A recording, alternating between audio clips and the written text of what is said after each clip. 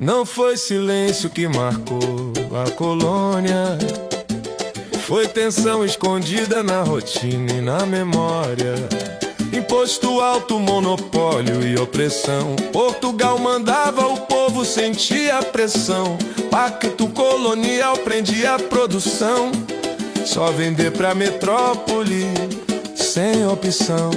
Quando o abuso virou cotidiano, a revolta nasceu no chão brasileiro humano.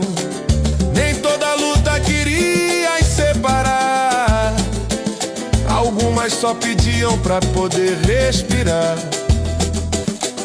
Outras sonhavam romper a corrente, mas todas falavam de um sistema injusto e violento. Revolta não nasce do nada, não. Ela nasce quando falta justiça e pão nativista. O separatista tanto faz, era a gente reagindo ao peso colonial. A história não julga intenção isolada, ela explica o porquê da estrada trilhada. No Maranhão, Beckman se levantou contra o monopólio que tudo travou. Em Minas, ouro virou divisão. Paulista emboava em disputa por chão. Em Pernambuco, mascate senhor. Crise do açúcar, conflito de poder e valor.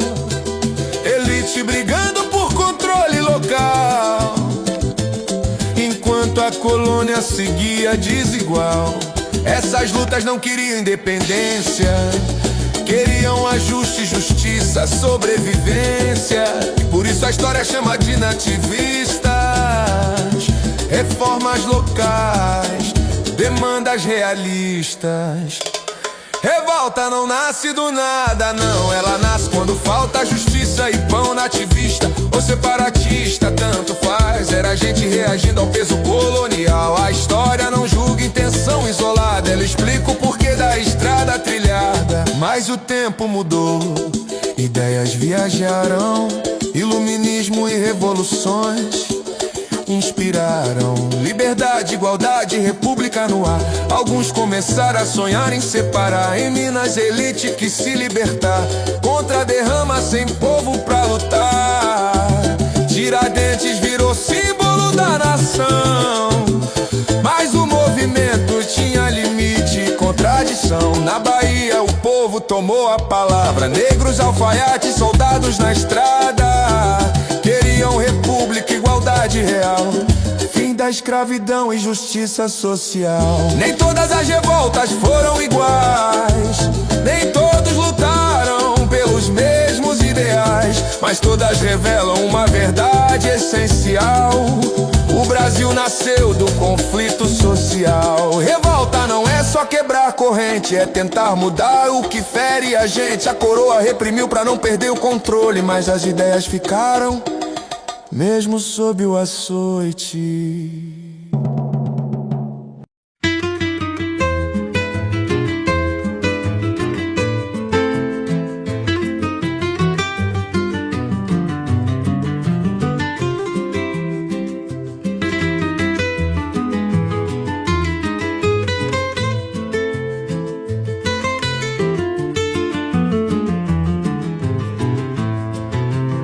Nas Minas Gerais o ouro brilhou, bandeirante paulista primeiro encontrou.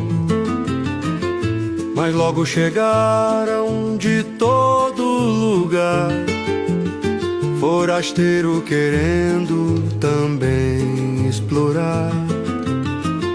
Paulista dizia: a mina é minha. Foi suor, foi sertão, foi trilha sozinha, mas vieram da colônia e da metrópole então, chamados de emboabas na provocação. É Emboabas, conflito colonial, pelo ouro das minas no Brasil central. Não é independência, é disputa regional. Riqueza, poder e controle fiscal. A coroa observa e deixa lutar, enquanto o ouro começa a escapar. Quando a guerra explode sem solução, Portugal entra pra centralizar a região. Capão da traição, violência brutal, paulistas vencidos no choque fatal.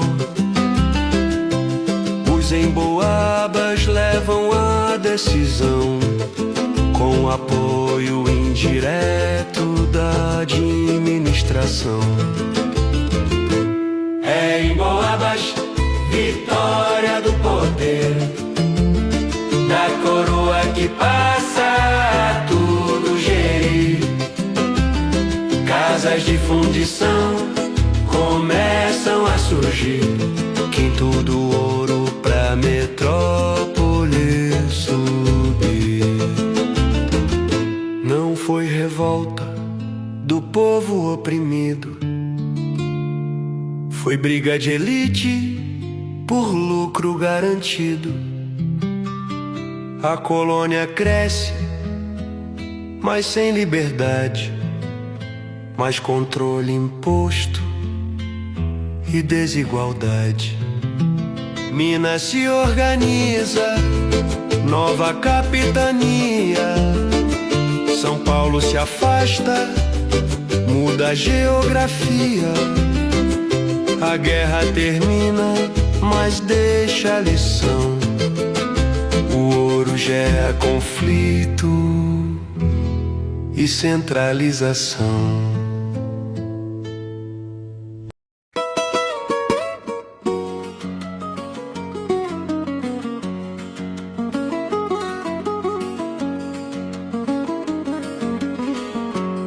Nas montanhas de Minas o ouro começou, mas com o tempo o brilho enfraqueceu, se apagou.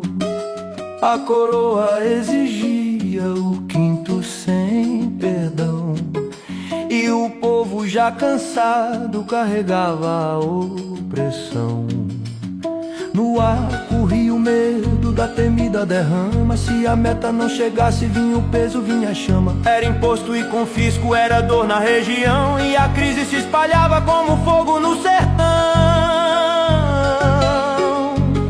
Mas do outro lado do mar a luz começou, ideias de liberdade o vento aqui soprou. Iluminismo aceso, voz dos revolucionários, independência na pena ecoando nos caminhos secundários. E então Minas gritou: queremos liberdade, república nascendo contra a autoridade. No sonho dos inconfidentes uma nova direção, mas a traição calou o grito da nação. Tiradentes avançava com coragem e coração, homem simples decidido pela pátria em formação. Gonzaga, Cláudio, Rolim, Toledo e Alvarenga, todos juntos na esperança que a colônia se levanta. Mas Silvério dos Reis, por medo e por favor, entregou toda a trama ao governo opressor. A devassa condenou, sem chance de lutar, e o sonho de uma Minas livre não pôde se realizar. Entre prisões e exílios a sentença se ouviu, e o corpo de Tiradentes pela forca sucumbiu. Seu sangue derramado virou símbolo e memória, e o Marte da liberdade entrou pra nossa história. E então Minas gritou: queremos liberdade, república nascendo contra a autoridade. O ouro se acabou, mas ficou revolução, que inspirou um novo tempo no coração da nação. Do ciclo do ouro ao sonho de independência, a inconfidência vive como viva a consciência. Entre o brilho e o sacrifício a história nos ensina. Liberdade é chama forte que em Minas se ilumina.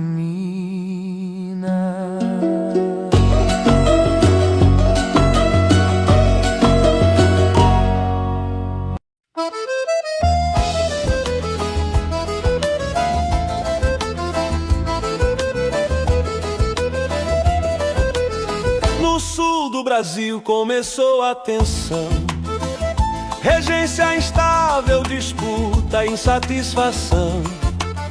Rio Grande do Sul contra o poder central, elite estancieira em conflito fiscal. O charque gaúcho era mais caro a vender, imposto alto fazia o lucro desaparecer. Enquanto o estrangeiro entrava sem pressão, crescia a revolta contra a dominação. Farroupilha, guerra regional contra o império, controle central. Era a luta da elite por autonomia, marcando a regência na história do dia a dia. Em 35 a revolta explodiu, Porto Alegre caiu, o conflito surgiu. Bento Gonçalves passou a liderar, uma república veio se proclamar. República rio-grandense se declarou, ideia liberal que o Sul abraçou. Em Santa Catarina outra veio surgir, a República Juliana tentou resistir.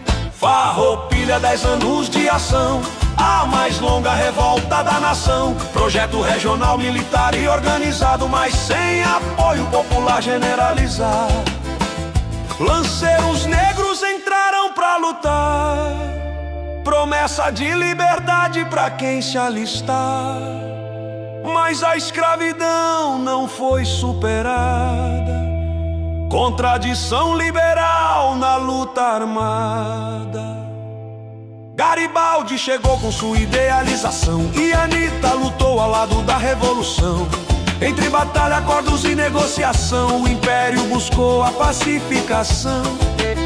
Na paz de Poncho Verde tudo se encerrou, anistia, acordo, o conflito acabou. Charque reduzido, elite integrada, e a ordem imperial foi restaurada.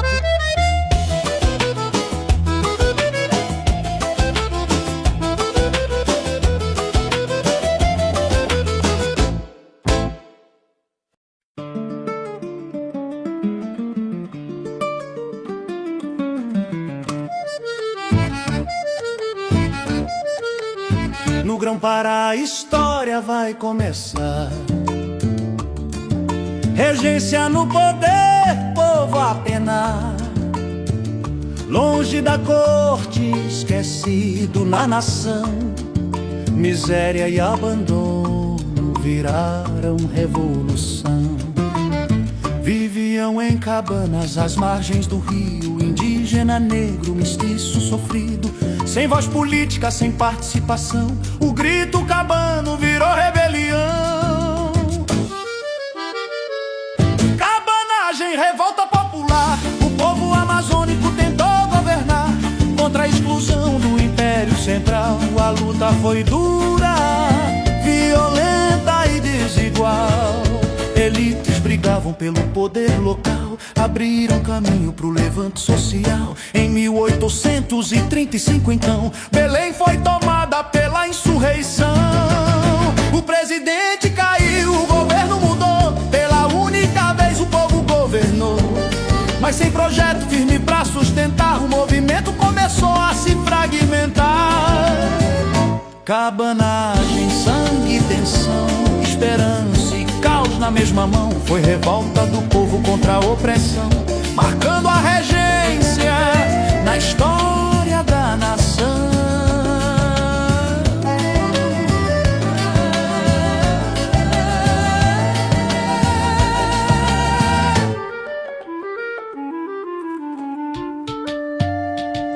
O Império reagiu com força total, tropas, bloqueios, repressão brutal. A Amazônia em chamas, massacre sem fim. A ordem voltou pela força, enfim. Quase metade da população morreu. O preço da revolta o povo pagou, mas ficou a marca da desigualdade que o Enem cobra como realidade.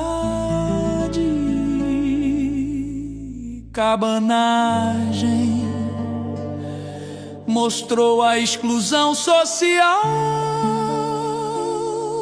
do Brasil imperial, desigual e central. Revolta popular, poder e repressão, lição histórica pra toda geração.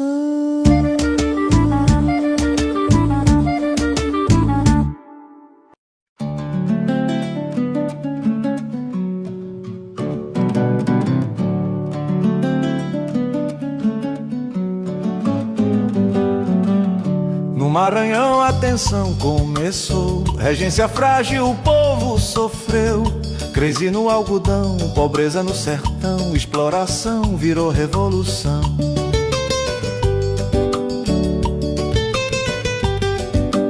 Sertanejo, vaqueiro e trabalhador, sem direito, sem voz, sem valor. Recrutamento forçado e opressão, foi o estupim da rebelião. Balaiada, revolta popular, O grito do povo cansado de apanhar. contra a elite, o poder imperial. A miséria virou luta social.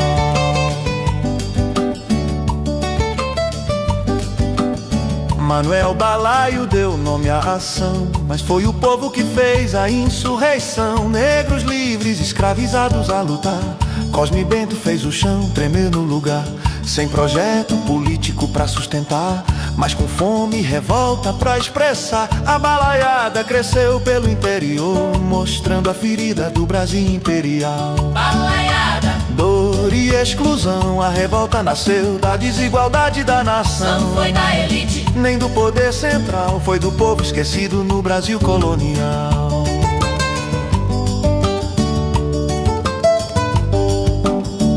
O Império respondeu com repressão, mandou Caxias pra conter a insurreição. Com violência e acordo pontual, a ordem voltou pro poder central. líderes presos, Outros a morrer, povo vencido. sem nada a receber. Na história, A marca social que o Enem cobra como questão central balaiada, mostrou a desigualdade de um Brasil marcado pela brutalidade. revolta popular, Sem libertação, mas lição histórica pra toda geração.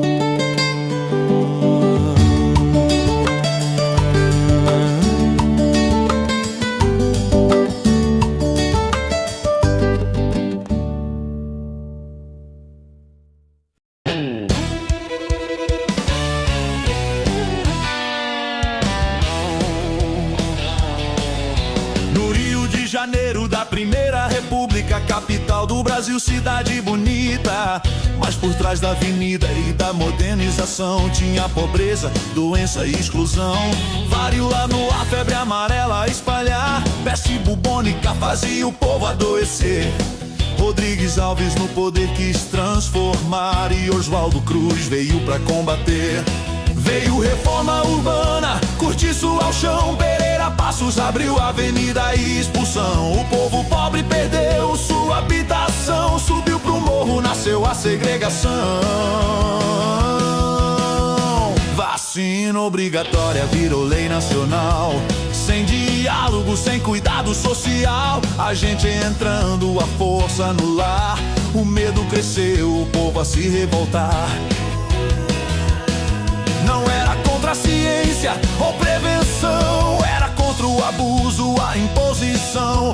Faltou respeito, informação, sobrou autoritarismo e repressão.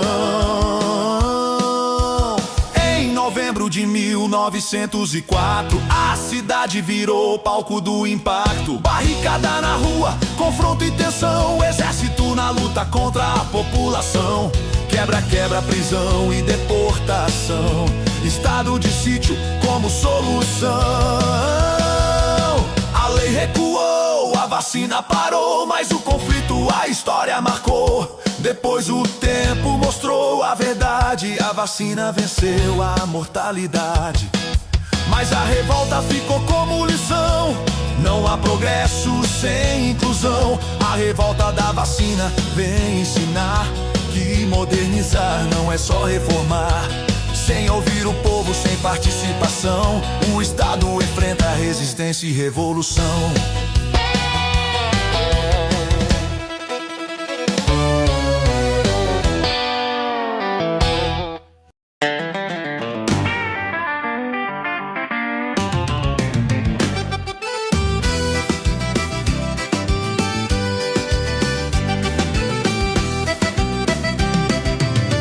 No sul do Brasil, entre serra e chão batido, terra contestada, povo esquecido. Paraná e Santa Catarina em disputa legal, mas quem sofria era o caboclo rural. República Velha, poder concentrado, latifúndio forte, camponês explorado, posse sem papel, tradição no plantar. Mas a lei chegou pra expulsar, veio a estrada de ferro cortar o sertão. Empresa estrangeira ganhou concessão, tirou a terra, trouxe ilusão.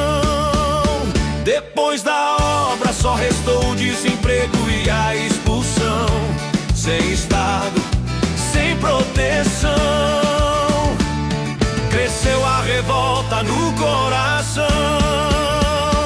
Foi na fé que o povo se uniu, com o monge José Maria que surgiu.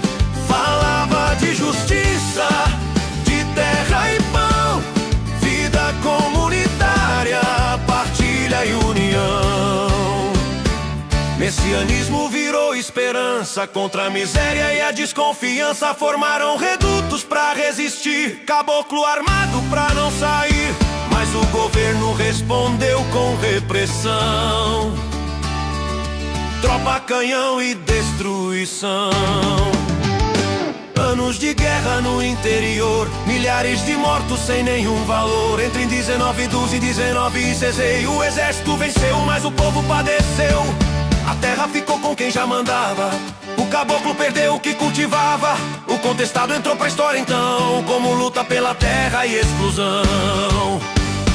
Não foi guerra internacional, nem separação regional.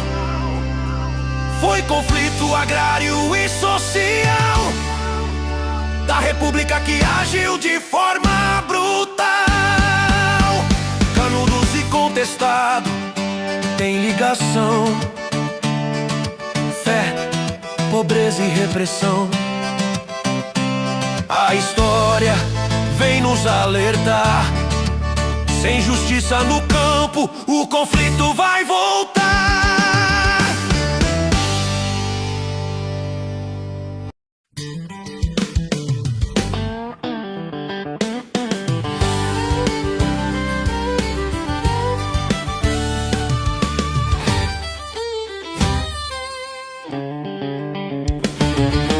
No sertão da Bahia, chão rachado e sol a queimar, povo esquecido lutando pra sobreviver e ficar.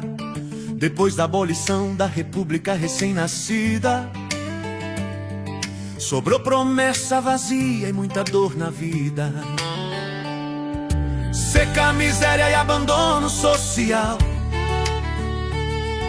o Estado distante e o poder coronelal.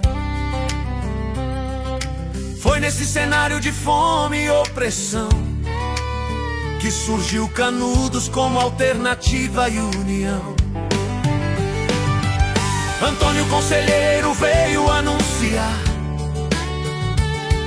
justiça, fé e um jeito novo de organizar. Pregava igualdade, vida em comunhão, trabalho coletivo e repartição do pão. Escravizados retirantes do sertão homens e mulheres sem outra opção. No Belo Monte ergueram sua morada, comunidade forte, livre e organizada. Isso assustou quem mandava na nação, coronel, igreja e governo em reação.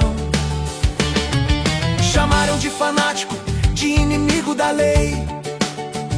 Disseram monarquia pra justificar o que veio depois. Eu sei, o exército marchou pra destruir Canudos. Primeira expedição caiu nos caminhos duros, a segunda e a terceira também não venceu. O sertanejo resistiu, o sertão protegeu.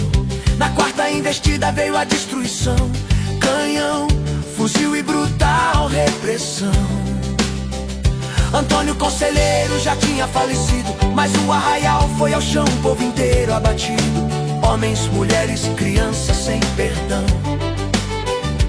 Milhares de mortos na consolidação de uma república que se firmou na dor, massacrando o povo que só pedia valor.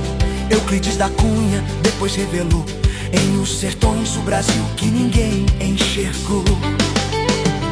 Canudos não foi traição nem separação, foi resistência social contra a exclusão. A guerra de Canudos vem lembrar que o Brasil profundo também quer falar. Enquanto houver desigualdade e repressão, Canudos vive na memória da nação.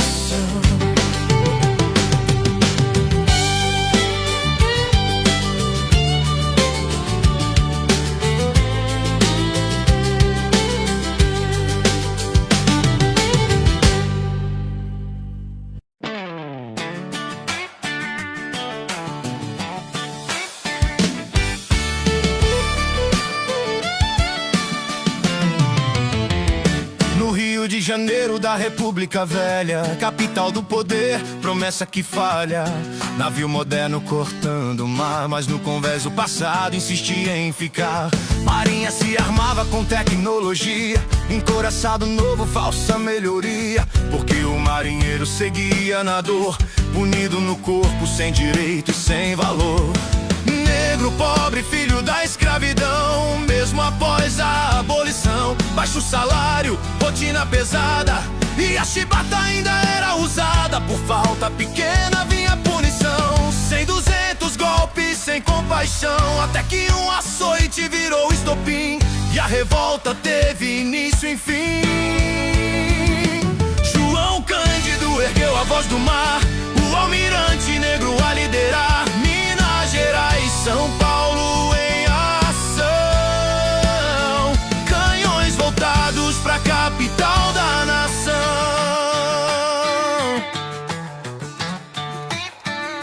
Não era guerra, era exigência, dignidade, justiça e decência. Fim do castigo, anistia geral, respeito humano ao trabalhador naval. O governo prometeu negociar, disse que a chibata ia acabar. Mas depois da rendição veio prisão e perseguição. Muitos sofreram repressão brutal, morte, exílio e descaso oficial. João Cândido foi silenciado por um estado autoritário e armado. A chibata caiu no papel da lei, mas a exclusão continuou, eu sei. A revolta ficou como acusação da falsa liberdade da primeira república em ação. É a história que vem ensinar que modernizar não é só trocar. Navio novo sem igualdade é opressão vestida de modernidade.